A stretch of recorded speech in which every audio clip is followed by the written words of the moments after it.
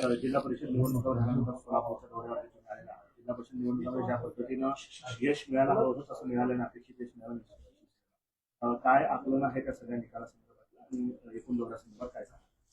सोलापूर जिल्ह्याची संपर्क प्रमुख म्हणून जबाबदारी घेतल्यापासूनची ही माझी तिसरी भेट सोलापूरला आहे. त्यातली पहिली भेट ही फक्त तोंड ओळख होती. दुसऱ्या भेटीमध्ये मला जिल्हा परिषदेच्या काही मतदारसंघांमध्ये प्रचाराच्या दौरे होते, त्यामुळे काही मला व्यक्तिशः कोणालाही भेटीगाठी करणं शक्य झालं नाही. आजची भेट ही आम्ही सोलापूरची एकूण कार्यकारिणी आणि सोलापूरची नव्याने पुनर्रचना करणे या संदर्भाने महत्वाची भेट आहे. कारण मागच्या काही दिवसांमध्ये एकेकाळी ज्या सोलापूरमध्ये आमचे एकूण 3 आमदार होते, मागच्या टर्मला आमचे जवळपास 21 नगरसेवक होते, महेश कोठेंसारखा अतिशय चांगला आमचा लढवय्या असा शिवसैनिक, आणि एक एक चिरा निखळत गेला.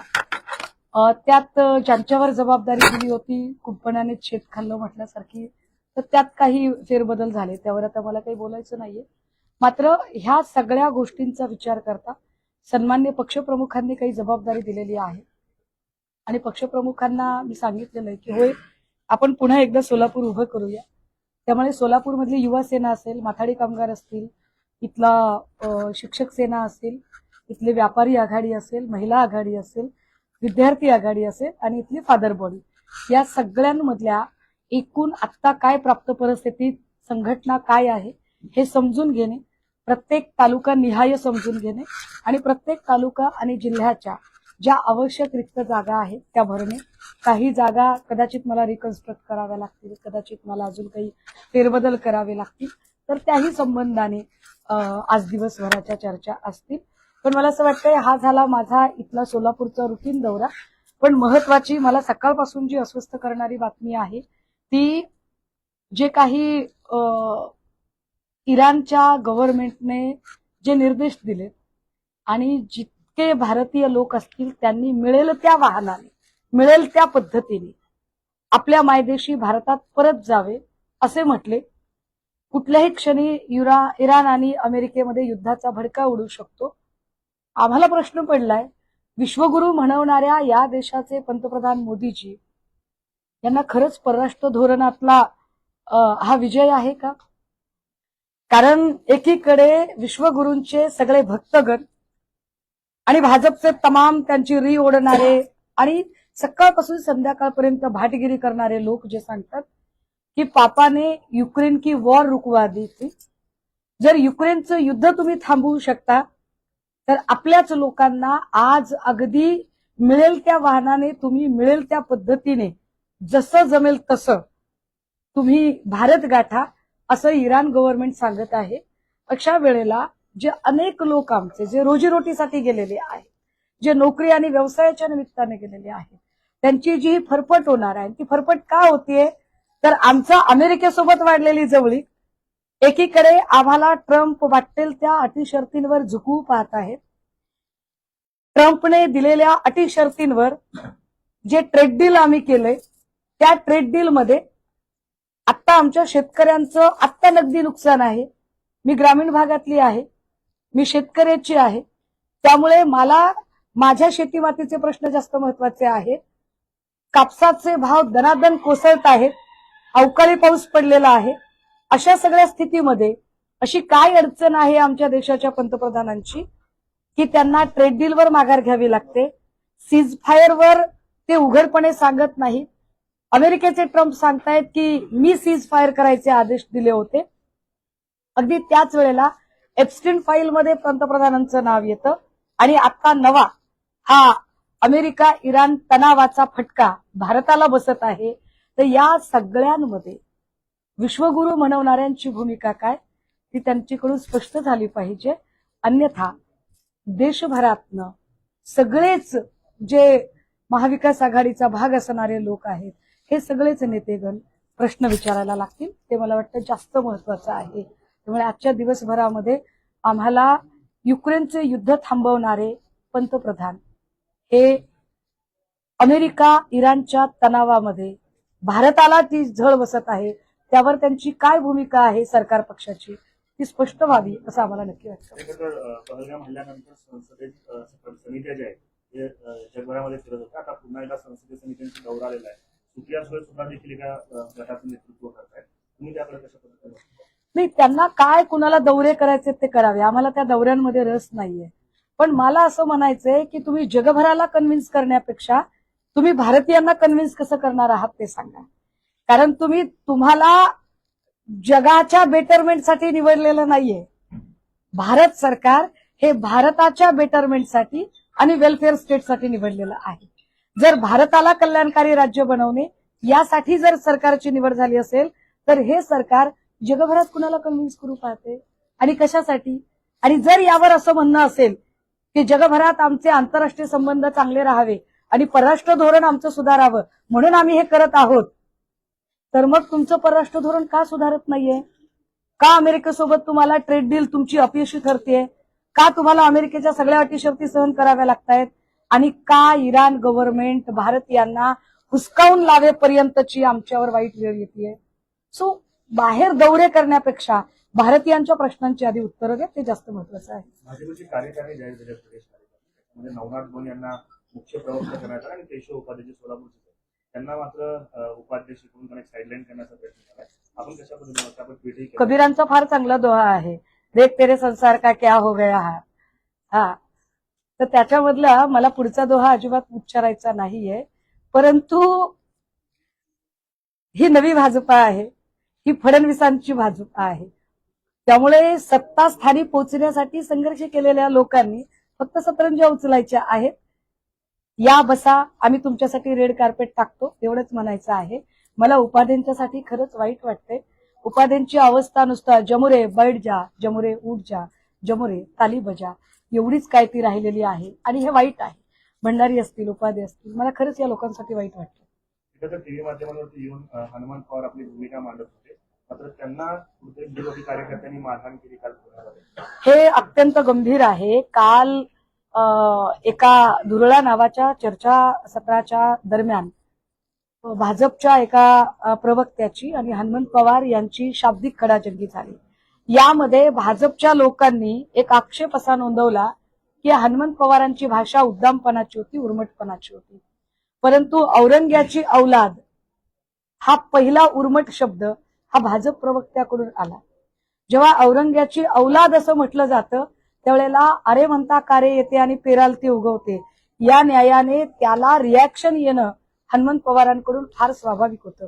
पण जेव्हा एक शाब्दिक म्हणजे मुद्दे चालू आहेत तेव्हा मुद्द्यावरून गुद्द्यावर येणं हा भाजपाचा वैचारिक पराभव आहे. आणि मला असं वाटतं की जी नवी भाजपा मी म्हटलं की ही फडणवीसांची नवीन भाजपा आहे. या नवीन भाजपामध्ये फडणवीसांनी काय पद्धतीचे गुंड पोचलेले आहेत. मला असं वाटतं की तुषार दामगुडेंना आता मोठं पद मिळायला हरकत नाही, कारण फडणवीसांना अपेक्षित असणाऱ्या नव्या भाजपातले पद मिळवण्यासाठीचे सगळे निकष आता दामगुडेंनी पूर्ण केलेले आहेत. पण या निमित्ताने संसदीय लोकशाही व्यवस्था पुन्हा एकदा हाताळायला आणि गृहमंत्री म्हणून कामकाज बघायला फडणवीस अपयशी ठरलेले आहेत. या त्यांच्या एकूण उदाहरणात अजून एका कालच्या उदाहरणाची भर आहे. अर्थसंकल्पीय अधिवेशन सुरू आहे. कंत्राटदारांचे 77,000 कोटी रुपये अजून प्रलंबित आहेत. उलट त्यांना शासन निर्णय काढण्यात आला की पैसे वितरित करण्यात यावे. ऑक्टोबर महिन्यातला शासन निर्णय, मात्र अजूनही पैसे वितरित झालेले कंत्राटदार आत्महत्या करतायत, सगळं प्रश्न उपस्थित करतायत. मुख्यमंत्र्यांकडून वेळ दिला जातो. कंत्राटदारांचे पैसे द्यायला तिजोरीत पैसा नाही. लाडकी बहीणचे पैसे देण्यासाठी सारथी, बार्टी, महाज्योतीचा निधी वळवला जातोय. सामाजिक न्याय खात्याचा निधी इकडे वळवला जातोय. अगदी त्याच वेळेला अनेक असे प्रकल्प आहेत की जे महत्वाकांक्षी प्रकल्प ठप्प झालेले आहेत. कितीतरी योजना, संजय गांधी निराधार योजना असेल किंवा पेन्शन योजना असतील, त्याचे पैसे लोकांचे द्यायचे राहिलेले आहेत. परंतु सरकारच्या जाहिराती मात्र थांबत नाहीत. ज्या कंत्राटदारांना आता चेक दिलेले आहेत ते चेक उद्या वटतीलच याची काय गॅरंटी? आणि असे चेक बाउन्स झाले तर कंत्राटदार त्यावरती फिर्याद सुद्धा व्यक्त करू शकत नाहीत, मांडू शकत नाहीत. कारण एकाने फिर्याद देण्याचा प्रयत्न केला ना की मी ठेकेदार आहे, मला माझं बिल द्या असं म्हणायला गेलेल्या रोहित आर्याला गोळ्या घालून मारलं गेलं. मग आता त्याला काय आतंकी नक्सली काय करार द्यायचा ते देतील. म्हणजे एकीकडे एकतर तुम्ही कामच देणार नाही इथल्या ठेकेदारांना, आत्मनिर्भर भारतच्या तुम्ही जाहिराती करणार, अरबोखरबोच्या जाहिराती, आणि त्याच वेळेला भारतीय आणि महाराष्ट्रातल्या लोकांना तुम्ही अजिबात कंत्राट द्यायचं नाही. देताना ते आंतरराष्ट्रीय कंपनीला द्यायचं, आणि इथल्या कंत्राटदारांनी इकडून तिकडून काम केलं तर त्यांचे पैसे द्यायचे नाही. चेक देताय पण तिजोरीत पैसे नाहीत, आणि चेक नाही वटला म्हणून पैसे मागायला जर गेला एखादा तर त्याची रोहितार्या करून टाकू. गंभीर आहे, वाईट आहे हे सगळं. खरंच किरीट सोमय्या मालेगावी पोहोचतायत, ते खुद एमआयएम पक्षाच्या वतीनं महापौर असतील, उपमहापौर असतील, त्यांना विरोध करतायत तिथे. म्हणजे ते आपले मुलुंडचे एचडी व्हिडिओ स्पेशालिस्ट. असेल काय माहित नाही, कदाचित आता तिकडे जाऊन काय असो, मला तर त्यावर काही बोलायचं नाही. पण मुळात सोमय्या यांचा तो मुस्लिम केल्याशिवाय, हा हिंदू तो मुस्लिम, हा मराठा तो ओबीसी, हा धनगर तो माळी, हे केल्याशिवाय भाजपचं दुकान चालत नाही. त्यामुळे भाजपचं दुकान चालवण्यासाठी सोमय्या, जगताप यासारखे अनेक विखारी लोक असे काय म्हणतात त्याला, अशी खुली सूट देऊन फिरत आहेत. त्यापैकीच एक त्यांचा मालेगाव दौरा असू शकतो. तो काही मालेगावच्या वेलफेअरसाठी नाहीये, मालेगावमध्ये अशांतता पसरवण्यासाठी भाजपानं लोकांना पाठवलंय. जसं भिगवणमध्ये अशांतता पसरवतात, इंदापूरमध्ये अशांतता पसरवतात, कधी संभाजीनगरमध्ये, कधी अकोल्यामध्ये चालू आहे त्यांचं. साहेब, पुण्यात लोक कायदे ओळखत सोलापूर विद्यापीठाचा संघ जो आहे तो कर्नाटकच्या दिशेने रवाना होत होता. संघाला जे आहे मराठी भाषक असल्याच्या वादावरून जे आहे ती प्रचंड मारहाण झालेली. विद्यापीठ प्रशासनानं या संदर्भात कोणतीही तक्रार केली नाही. विद्यापीठ प्रशासन कुणाला पाठीशी घालायचा प्रयत्न करते? नाही, मला असं वाटतं की प्रत्येक गोष्टीत राजकारण नाही शोधू आपण. एक गोष्ट मी समजून घेतलेली आहे की मला वाटतंय 47 ते 48 विद्यार्थी होते, जे 48 विद्यार्थ्यांचा संघ हा तिकडे जात होता. त्यांचं त्या एक्सप्रेसचं जे तिकीट होतं ते तिकीटही मी बघितलेलं होतं. त्यांचा जागेवरून बसण्यावरून वाद सुरू झाला होता, आणि तो वाद नंतर विकोपाला गेला. आता तो वाद विकोपाला गेल्यानंतर त्याच्यात मारहाण वगैरे बऱ्याच गोष्टी झाल्या. त्यातला मला वाटतंय त्या दिवशीचा भल्या सकाळचा पहिला फोन माझ्याकडे आलेला होता, कारण ते विद्यार्थी कुठे कुठे वक्तृत्व स्पर्धांच्या निमित्ताने भेटलेले होते. आपण तो सगळा वाद समजून घेतला होता, आणि त्यावेळेला त्यांची टीसी वगैरे त्या संबंधित आरपीएफशी बोलून त्यांची जाण्याची व्यवस्था पण केलेली होती. मात्र या संबंधाने तो भाषिक आहे का नाही हे तपासावं लागेल, एक, किंवा त्याच्यात अजून काही कंगोरे आहेत का ते बघावे लागतील. पण एक नक्की आहे, जे आपण म्हणताय तो अत्यंत व्हॅलिड मुद्दा आहे, की जेव्हा विद्यार्थी बाहेर पडतात, संघ म्हणून बाहेर पडतात, तेव्हा त्याची पहिली जबाबदारी ही विद्यापीठांवर येते. कारण विद्यापीठांच्या भरोशावर पालकांनी आपले विद्यार्थी पाठवले असतात. दरम्यानच्या काळात जर एखाद्या विद्यार्थ्याचा काही घातपात झाला असता, त्याच्या जीवाचं बरं वाईट झालं असतं, तर त्याची जबाबदारी कोणी घेतली असती. त्यामुळे निश्चितपणे विद्यापीठांनी याच्या संबंधाने योग्य ती कायदेशीर पावलं उचलायला हवी, या मताचे आम्ही नक्की आहोत. बाकी नंतरचा जो आपण मुद्दा म्हणताय तो तपासात मला वाटतं निष्पन्न होईल, आणि त्यावरती तपास झाला पण पाहिजे. पण या संबंधाने आम्ही निश्चितपणे विधिमंडळीय अधिवेशनामध्ये सुद्धा प्रश्न विचारू, ती मी खात्री देते. देवेंद्र फडणवीस काल भागात म्हणाले की अजितदादा हे मुख्यमंत्री होण्याच्या खूप महत्वाचे आणि योग्यतेचे होते, किंवा ते भावी मुख्यमंत्री होते किंवा न लावलेले मुख्यमंत्री, अशा पद्धतीचे विधान समोर आहेत. मात्र सत्तेत असताना अशा गोष्टी कधी समोर आलेल्या नाही. काय असतं माहितीये का दादा, एक फार चांगली कविता आहे, जन पळभर म्हणतीला हाय हाय मी जाता राहील काय काय. कोण लोक आहेत ही? खरंच फडणवीसांना हे सगळं बोलायचा नैतिक अधिकार आहे का? तिसऱ्या दिवशी शपथविधीसाठी गडबड करणारी माणसं, ज्यांना 22 दिवसापर्यंत शोकसभा घ्यावी असं वाटत नाही, ते 22-24 दिवस झाल्यानंतर वरळीमध्ये शोकसभेचा इव्हेंट साजरा करतात, आणि शोकसभेच्या इव्हेंटमध्ये मोठमोठी मुक्ताफळं उधळतात. पण मला वाटतंय आदरणीय पक्षप्रमुख उद्धव साहेबांनी काल याच शोकसभेच्या दरम्यान फार महत्वाचं एक विधान केलं. ते विधान होतं की एखाद्याला इतकंही छळू नका की त्याला जीव नकोसा वाटेल. आता तुम्ही मुख्यमंत्री पदाच्या योग्यतेचा माणूस गमावला असं जे फडणवीस म्हणतायत, याच फडणवीसांनी 70,000 कोटीचे आरोप करून त्याच दादांना छळलं ना. मग कोणतं खरं आहे? दादांवर आरोप केले हे खरं आहे का? की दादा मुख्यमंत्री योग्यतेचे होते हे खरं आहे, आणि दादा मुख्यमंत्री योग्यतेचे होते हे खरं आहे, तर फडणवीसांनी काल जाहीरपणे माफी मागायला पाहिजे होती.